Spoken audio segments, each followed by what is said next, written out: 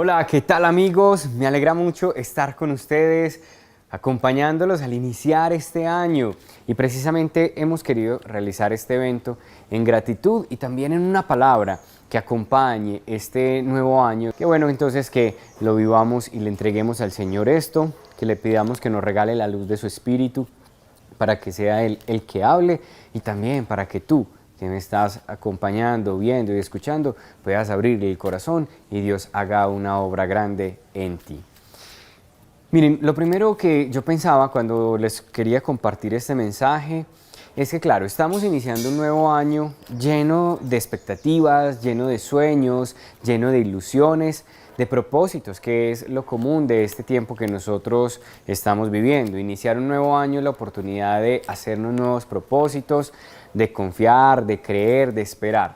Yo sé que para muchas personas es difícil cuando dicen, pero ¿cómo voy a hacer yo propósitos familiares si mi situación en mi familia no anda bien? ¿Cómo puedo hacer yo propósitos y soñar si no tengo las mismas fuerzas?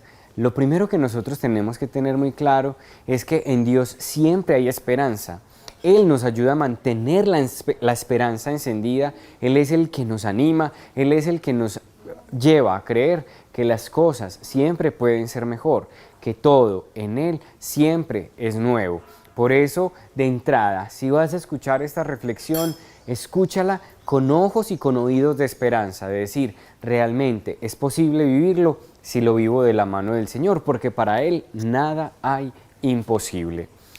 Ahora bien, dentro de todo lo que nosotros vivimos, yo sé que hay diferentes retos y muchos de nosotros somos conscientes de esos retos que vamos viviendo en nuestra vida cotidiana, en nuestra vida familiar, en nuestra vida de pareja. Todos estamos enfrentados a situaciones que nos amargan la vida o que nos llenan de tristeza, de angustia o de preocupación. Por eso, lo más importante será mirarlo todo con esperanza. Cuando yo me ponía a pensar en estos retos, yo encontraba sobre todo 5 retos que nosotros tenemos que afrontar en nuestra vida cotidiana y que hoy son muy comunes en todos los niveles sociales y en todas las culturas y que pues yo sé que son muchos, pero he identificado estos retos. El primer reto que nosotros vivimos es una soledad exacerbada, llamémoslo así. La soledad, yo soy un defensor acérrimo de la soledad en la que yo descubro que la mejor compañía soy yo mismo para mí. Pero es que resulta que hoy en día tenemos el reto de muchas personas solas. ¿Solas por qué? Porque no tienen a nadie literalmente con quien compartir a su lado, entonces o viven solos o se encuentran en un lugar lejano, personas que físicamente lo están, pero otros que pueden estar rodeados de muchas personas, pero aún así viven una gran soledad. ¿Por qué? Porque vivimos bajo el mismo techo, pero no nos encontramos, porque estamos juntos en este lugar, pero ni siquiera nos hablamos, ni siquiera nos comunicamos, ni siquiera nos vemos. Y eso sí que es muy común.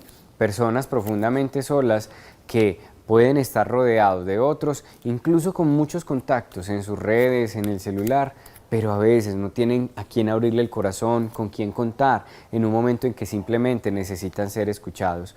Los niños son hoy de los grandes afectados por la soledad. ¿Por qué? Porque sus papás tienen que trabajar, porque ya no hay tiempo para ellos de todo lo que tenemos que hacer. Entonces se ven enfrentados desde muy pequeños a la soledad y a merced pues, de otras personas que los cuidan, muchos de ellos con amor, pero otros simplemente a sus suertes en sus casas o dependiendo de las actividades que les pongan en el colegio.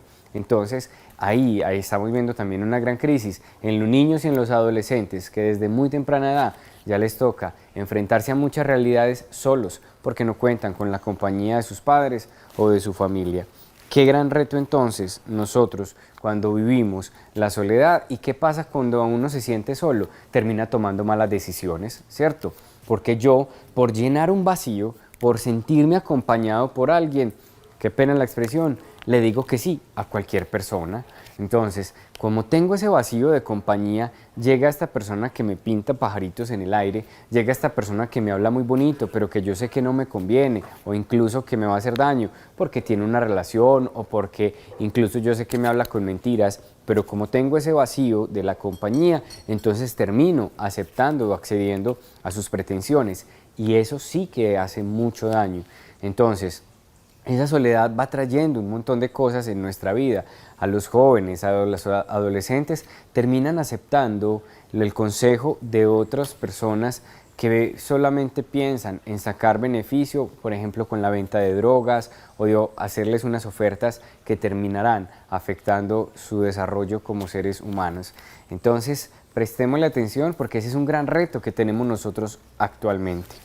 El segundo reto que yo he descubierto es que vivimos el instante, no el presente. Y esto es algo que en nuestro discurso cada vez es más común y que hay que saber diferenciar. Una cosa es el presente, otra cosa es el instante. También soy un defensor cuando uno habla del viva aquí y el ahora. Eso es cierto. Pero cuando yo vivo al aquí y el ahora, desde esa conciencia de hagamos todo, porque igual mañana no sabemos qué va a pasar de nosotros, eso es muy peligroso, eso es vivir el instante. Es muy distinto cuando yo vivo el presente. ¿Qué es vivir el presente? Es vivir aquí y ahora, pero con una conciencia de mañana. Y eso es fundamental. El presente en esa realidad temporal me ayuda a mí a saber que hay un pasado, ¿cierto? Que me constituye, que me ayuda a formarme para lo que soy hoy y que lo que soy hoy me ayuda y lo que haga hoy me ayudará e influirá en lo que será mañana. Por ejemplo, el que ahorra está viviendo el presente pensando en el mañana. Por ejemplo, el que cuida su salud, el que cuida su cuerpo, vive aquí, ahora, pero pensando en mañana. ¿Sí ven? Entonces, hoy tenemos el gran reto que vivimos el instante. Hagamos las cosas ya, que mañana no sabemos si vamos a estar juntos, yo no sé si voy a tener dónde vivir, no me interesa, entonces no me interesa si me enfermo o no. Hacemos un montón de cosas desde el instante y olvidamos que hay que vivir aquí ahora, sí, pero con esa conciencia de mañana, con esa conciencia de futuro. Y ese instante nos está haciendo mucho daño y lo podemos ver a nivel del medio ambiente, por ejemplo. Yo me gasto los recursos porque como yo no voy a estar aquí mañana, como yo no sé, es que dicen que el planeta se va a destruir en cuánto tiempo, eso a mí no me va a tocar. Vivir ese instante es lo que me hace malgastar las cosas, no valorar lo que tengo y no cuidar para los demás, es no pensar en el otro. Entonces, ojo, porque es un gran reto. Muchas veces vivimos el instante y no vivimos el presente. Hay que vivir el presente, una conciencia que lo que hago hoy será muy importante para lo que viviré mañana. El tercer gran reto que yo descubro es, y esto ya lo ha dicho mucho el Papa Francisco, nosotros vivimos en una cultura del descarte. ¿Qué es la cultura del descarte? Muy en la línea de toda esa dinámica comercial que hoy en día vivimos. Hoy en día se habla mucho a nivel comercial y a nivel de productos de la obsolescencia programada, ¿cierto? Ya incluso los fabricantes de productos programan cuánto tiempo va a durar un electrodoméstico o un aparato electrónico o algún elemento tecnológico. Esa obsolescencia programada hace que a mí, si algo se me daña, yo ni siquiera intente repararlo, no, es que ya no sirve. ¿Qué hago? Lo cambio. Esa es la cultura del descarte que nosotros tenemos desde lo material. ¿Cuál es el problema? Cuando llevamos esa cultura del descarte a nuestras relaciones. Muchas veces nosotros, cuando algo no funciona, ¿qué hacemos? Cámbielo y vamos perdiendo esa conciencia de lo importante que es reparar las cosas. Yo me acuerdo mucho de mi padre, él es alguien de los que si se le daña a alguien, si se le daña algo, tiene que arreglarlo al menos 3 veces antes de botarlo, ¿sí? O sea, siempre es, esto ya no funciona, vamos a ver dónde se dañó.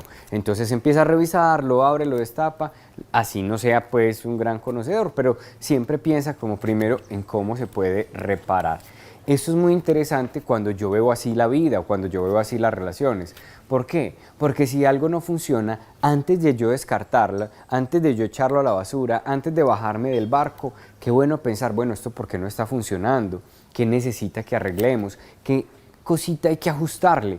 Eso será muy importante, que no caigamos en esa cultura del descarte en el que nosotros muchas veces vamos cayendo y en lugar de arreglar, al menos de intentarlo, lo que hacemos es acabemos con esto, cada uno por su lado, esto no va más, no funcionó, y eso en las relaciones hace lo que dice el sociólogo Bauman, que sean relaciones líquidas. El amor líquido es aquel que no lucha por reparar las cosas, sino que al contrario, todo tenemos que reemplazarlo y cambiarlo sin ni siquiera hacer un esfuerzo.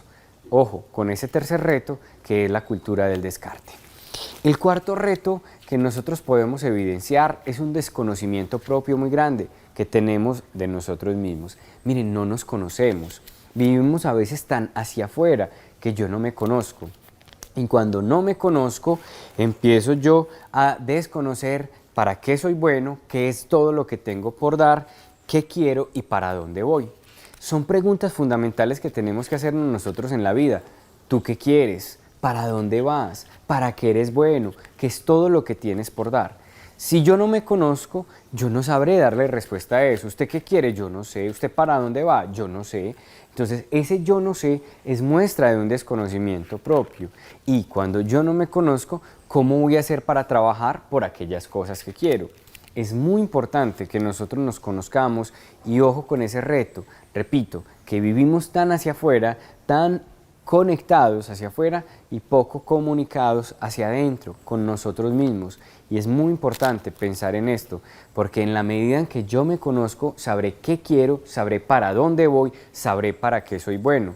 Yo siempre le digo a las personas que la raíz de la envidia es el desconocimiento propio. ¿Por qué? Porque ¿qué es la envidia? Es el deseo de tener lo que el otro tiene o la rabia de que el otro tenga algo que yo no tengo. Cuando yo me conozco, yo sé que tengo y por lo tanto, el otro tiene algún don, ese es el don suyo, yo tengo el mío, ¿por qué me voy a sentir mal por eso? Es que yo no soy bueno para cantar, pero soy bueno para bailar, me voy a molestar porque el otro canta muy bien, no, me alegro porque yo bailo muy bien. Es simplemente un ejemplo muy sencillo de lo importante de conocerse. Cuando yo me conozco, quito ese sentimiento de la envidia que me dice, es que el otro tiene algo que yo no tengo. Sí, pero es que tú tienes algo que él no tiene. Entonces, eso es muy importante que tú te conozcas para que puedas saber que es todo lo que tienes por dar y todo lo que sabes y puedes hacer.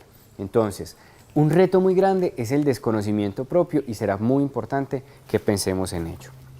El quinto y último reto que he identificado es que nosotros nos quejamos mucho de la inseguridad, ¿cierto? Y más quienes vivimos pues en un contexto latinoamericano, y aquí hay que hablar propiamente de Colombia, sabemos que la inseguridad está al orden del día, lo digo con tristeza. Hay una gran percepción de inseguridad. ¿Por qué? Porque hay muchos ladrones de cosas materiales.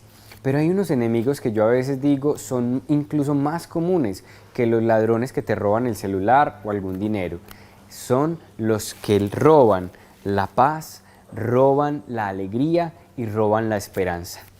Eso sí que estamos llenos de ladrones, y qué pena mencionarlo en esos términos, haciendo una analogía. ¿Cuántas personas te roban a ti la paz? ¿Cuántas personas te roban a ti la alegría? ¿Cuántas personas o situaciones te roban a ti la esperanza?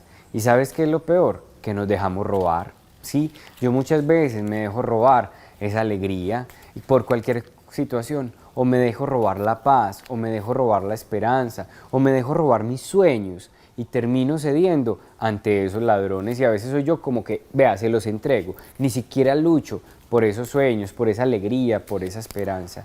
Es un grande reto. Todos esos ladrones que tenemos, muchas veces la irascibilidad que nosotros vivimos, es decir, que fácilmente nos llenamos de ira, ese es el ladrón que se nos roba la paz, que se nos roba la tranquilidad de nuestro corazón. Unos retos que yo creo que es importante describirlos. ¿Para qué? Para que nosotros sepamos con qué enemigos estamos enfrentándonos, y a la hora de proyectar este año, que nosotros sepamos que son realidades complejas, difíciles, pero que siempre en Dios, repito, tendrán una solución, tendrán una manera distinta de afrontar, porque todo lo podemos en Él, que nos fortalece, y porque para Dios nada hay imposible.